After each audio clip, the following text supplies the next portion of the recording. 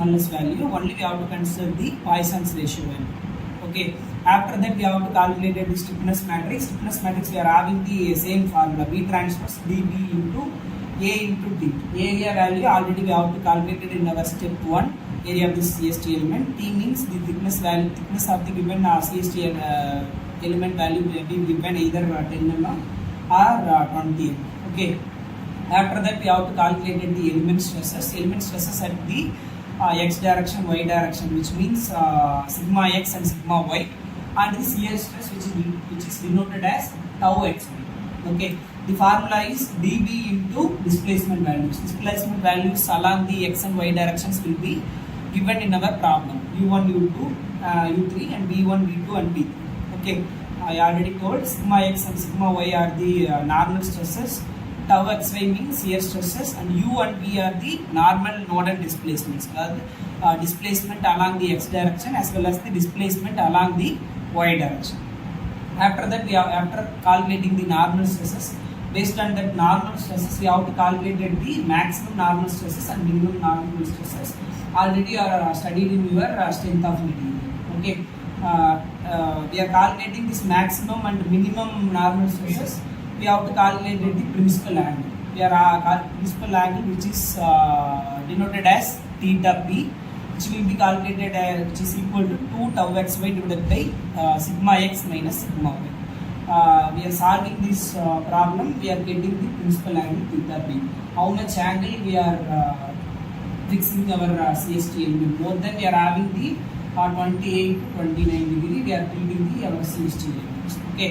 After that, we have to calculate. In our previous steps, we are calculating the basic element stresses and normal stresses. After that, we are calculating the element strain. Element strain, we are having the different formula, which is equal to E is equal to B into U.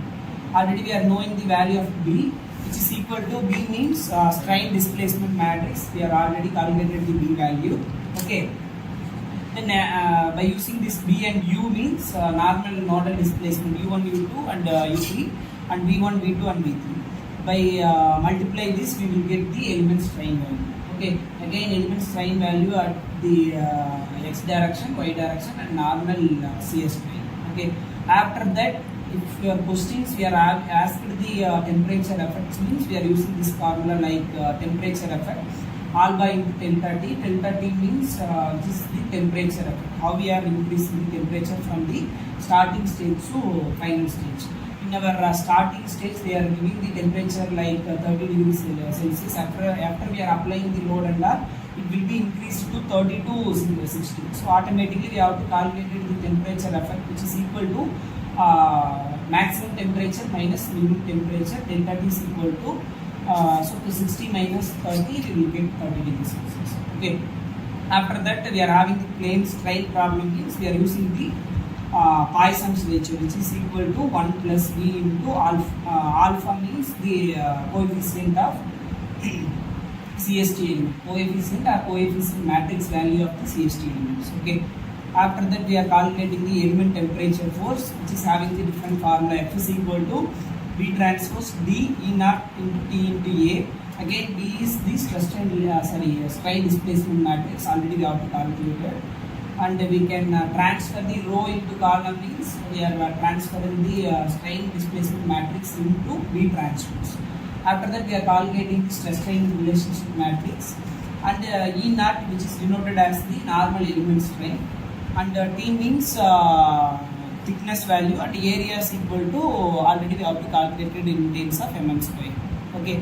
After we are solving all these things, finally we are calculating the basic things and all stiffness matrix scale and the normal stresses and the normal strain in the same function and the temperature effects.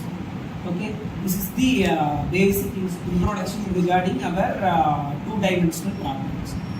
Any doubt in this two-dimensional problems? Yes. No. Can you tell any difference between these two-dimensional problems and one-dimensional problem? Single line, we are having the 2 coordinate points.